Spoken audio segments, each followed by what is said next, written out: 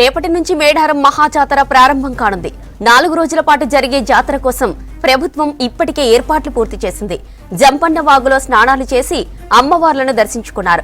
జాతర ప్రారంభానికి ముందే దాదాపు 58 లక్షల మంది భక్తులు సమ్మక్క సారలమ్మలను దర్శించుకున్నారు. జాతరలో సీసీ కెమెరాలతో పోలీసులు ప్రత్యేక నిఘా ఉంచారు. ఇప్పటికే సమ్మక్క భర్త పడిగిద్దరాజు మేడారానికి బయలుదేరారు. జాతరకు ముందే మేడారానికి భక్తులు పోటెత్తారు. అక్కడి నుంచి మరిన్ని వివరాలు అపర్ణ అందిస్తారు.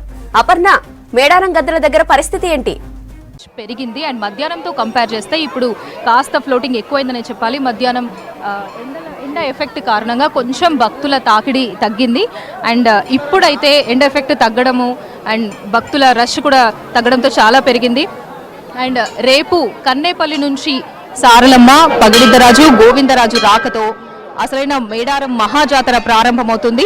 గంగారం మండలం పూనుగొండ్ల గ్రామం నుంచి పగిడిద్దరాజు మేడారం బయలుదేరారు. పూనుగొండ్ల గ్రామంలో పగిడిద్దరాజు పెనక వంశీయుల ఆధ్వర్యంలో సంప్రదాయ పద్ధతిలో ఊరేగింపు నిర్వహిస్తున్నారు పగిడిద్దరాజుకు. అలాగే ఊరేగింపులో శివసత్తుల పూనకాలతో గ్రామస్తుల విన్యాసాలతో శోభాయాత్ర వైభవంగా సాగుతోంది. అండ్ దానికి పోలీసుల ఆధ్వర్యంలో కూడా పగిడిద్దరాజు ఊరేగింపుకి పోలీసుల ఆధ్వర్యంలో భారీ భద్రత ఏర్పాటు చేశారు. ప్రభుత్వ లాంఛనాలతో శోభాయాత్ర జరుగుతోంది. రేపు ఉదయం పగిడిద్దరాజు ఇక్కడికి గద్దెల వద్దకు చేరుకోనున్నారు. అలాగే కన్నేపల్లి నుంచి సారలమ్మ చేరుకుంటారు. కొండాయిపల్లి నుంచి గోవిందరాజు కూడా గద్దెల వద్దకు చేరుకుంటారు. గురువారం రోజు పౌర్ణమి రోజు సమ్మక్క అమ్మవారు చిలకలగుట్ట నుంచి కుంకుమవరణి రూపంలో గద్దెల వద్దకు చేరుకుంటారు. ఇక అప్పుడు భక్తుల రద్దీ ఇంకా పెరిగే ఛాన్స్ ఉంది. దాదాపు 1 కోటి మంది కూడా భక్తులు అమ్మవారిని దర్శించుకుంటారు అని అధికారులు అంచనా వేస్తున్నారు. ఎంత రష్ పెరిగినా కూడా ఎలాంటి ఇబ్బందులు కలగకుండా భక్తులకు అన్ని ఏర్పాట్లు చేశారు. అండ్ రష్ చూసుకున్నట్టయితే ముందుగా క్యూ లైన్లో భక్తులు వేచి చూస్తూ ఉంటారు. క్యూ లైన్ అయిపోగానే భక్తులు నేరుగా సమ్మక్క గద్దెల వద్దకు వస్తారు. సమ్మక్క గద్దెల నుంచి అమ్మవారిని దర్శించుకొని మొక్కులు తీర్చుకున్న తర్వాత మళ్ళీ అదే క్యూ లైన్ నుంచి సారలమ్మ గద్దె వద్దకు చేరుకుంటారు భక్తులు. సారలమ్మ వద్ద కూడా తమ మొక్కులు తీర్చుకున్న తర్వాత పగిడిద్దరాజు, గోవిందరాజు గద్దెల వద్దకు చేరుకొని తమ మొక్కులు చెల్లించుకుంటారు. ఆ తర్వాత ఎగ్జిట్ గేట్ నుంచి భక్తులు బయటకు వెళ్ళిపోతారు. సో ఇదంతా ప్రాసెస్ కూడా భక్తులు ఎలాంటి ఇబ్బంది లేకుండా కూడా అన్ని ఏర్పాట్లు చేశారు. అండ్ వచ్చే భక్తులకి కూడా ఎలాంటి ఇబ్బందులు కలగకుండా ట్రాఫిక్ పోలీసులు కావచ్చు, మామూలు పోలీసులు అన్ని ఏర్పాట్లు చేశారు. ట్రాఫిక్ జామ్ కాకుండా అన్ని చర్యలు చేపట్టారు.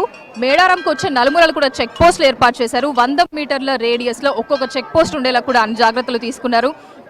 అండ్ ఎమర్జెన్సీ సర్వీసెస్, వివిధ శాఖల్లో పనిచేస్తున్న అధికారుల వాహనాలు, పోలీసుల వాహనాలు మాత్రమే అక్కడ చెక్ పోస్టుల వద్ద అనుమతిస్తున్నారు. అండ్ మేజర్ చెక్ పోస్టుల వద్ద పార్కింగ్ ఏరియాలు ఏర్పాటు చేశారు. అండ్ ఎప్పుడైతే అమ్మవారు గద్దెల వద్దకు చేరుకుంటారో అప్పుడు భక్తుల రద్దీ పెరుగుతుంది. పార్కింగ్కి కూడా ఎలాంటి ఇబ్బంది కలగకుండా అన్ని పార్కింగ్ కూడా ఎలాంటి ఇబ్బంది కలగకుండా అన్ని పార్కింగ్ ప్లేసెస్ కూడా ఏర్పాటు చేశారు.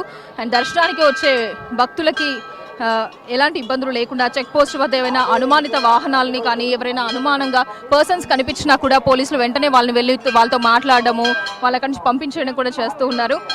ఈ 4 రోజుల మహాజాతరలో ట్రాఫిక్ సమస్య అస్సలే రాకుండా కూడా చాలా పగడ్బందీ చర్యలు తీసుకున్నారు పోలీసులు. అండ్ వ్యాపార సముదాయాలు కావచ్చు, తాత్కాలిక కుటీరాల వద్ద కూడా తనిఖీలు ఎప్పటికప్పుడు చేయడము, సమ్మక్క సారల వద్ద గద్దెల వద్ద కూడా ఎప్పటికప్పుడు పోలీసులు తనిఖీలు చేస్తూ కూడా ఎలాంటి అవాంఛనీయ ఘటనలు జరగకుండా చూసుకుంటున్నారు. సీసీ కెమెరాలు మెయిన్గా చెప్పాలంటే ఈ మహాజాతరలో సీసీ కెమెరాలు కీ రోల్ ప్లే చేస్తాయని చెప్పాలి. దాదాపు 300 సీసీ కెమెరాలతో పటిష్ట భద్రత ఏర్పాటు చేశారు. మొత్తం ఇదంతా మేడారం ప్రాంగణం అంతా కూడా సీసీ కెమెరాల నిఘాలోనే ఉందని చెప్పాలి. అండ్ కొంతమంది భక్తులు ఉన్నారు, వాళ్ళతో మాట్లాడే ప్రయత్నం చేద్దాం. అమ్మ, ఎక్కడి నుంచి వచ్చారు? మిర్యాలగూడ. అమ్మవారికి మొక్కులని అప్పచెప్పారా? అప్పచెప్పినామమ్మా.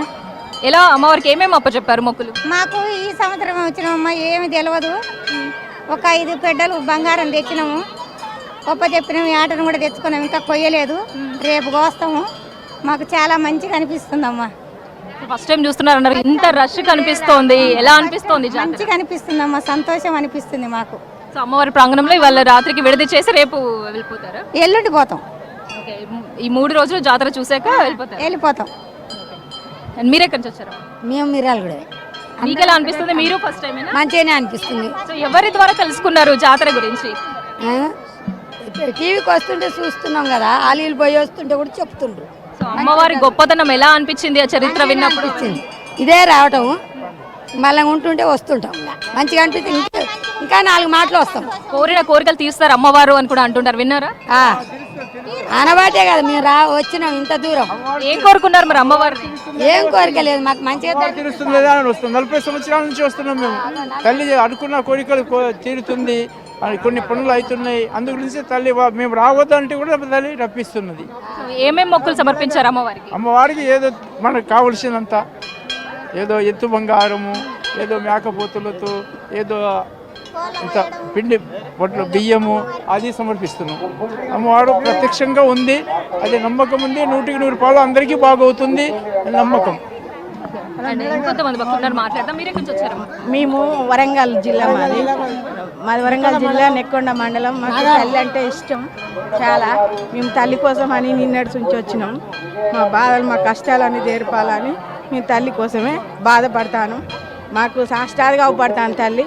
రేపు సాయంత్రం కల్లా బయలుదేరి వస్తామని కూడా సూచించింది మాకు. అదే ప్రేమ సరిపోయింది మాకు అందరికీ. సంతోషంగా వచ్చినాం మేము.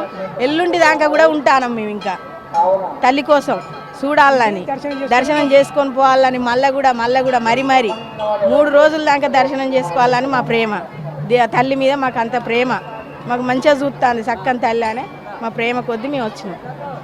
ఏం మొక్కుకున్నారు మరి అమ్మవారు? అన్ని నా కొడుకు పెళ్లి కావాలని మొక్కుకున్నాం. మాకు ఎత్తు బంగారం ఇద్దాం, నా కొడుకు పెళ్లి కావాలని మొక్కున్నాం. మాకు భూమి లేకుంటే అప్పుడు కూలి చేసుకున్నాం. మాకు భూమి చూపించింది తల్లి. భూమి కొనుక్కున్నాం, మంచిగా ఉన్నాం మేము. ఇప్పుడు సంతోషంగా ఉన్నాం. నాకు 2 మనవలు పుట్టిరు, నా బిడ్డ పెళ్ళి అయింది. నా మనవలు ఎత్తు బంగారం పట్టుకొని వచ్చిన. సో ఇది చూస్తుంటే భక్తులు అమ్మవారి భక్త పారవశ్యంలో మునిగి తేలుతున్నారు. అండ్ కోరిన కోరికలు తీరుస్తుంది అమ్మవారు అంటూ కూడా చెప్పుకొస్తున్నారు భక్తులు. అండ్ మనం చూస్తూ ఉంటే రెస్క్యూ టీం కూడా ఇక్కడ పక్కనే అవైలబుల్గా ఉన్నారు. ఎవరైతే భక్తులకి ఎలాంటి ఎమర్జెన్సీ సర్వీసెస్ ఉన్నా కూడా వెంటనే అలర్ట్ అయ్యి అందరికీ వెంటనే భక్తులందరికీ కూడా వైద్య సదుపాయాలు అందిస్తూ ఉన్నారు. సో ఇది ప్రెజెంట్ గద్దెల వద్ద ఉన్న రష్కి సంబంధించి అండ్ అలాగే భక్తుల భక్తికి సంబంధించి కూడా updates. Over to you Jyothi.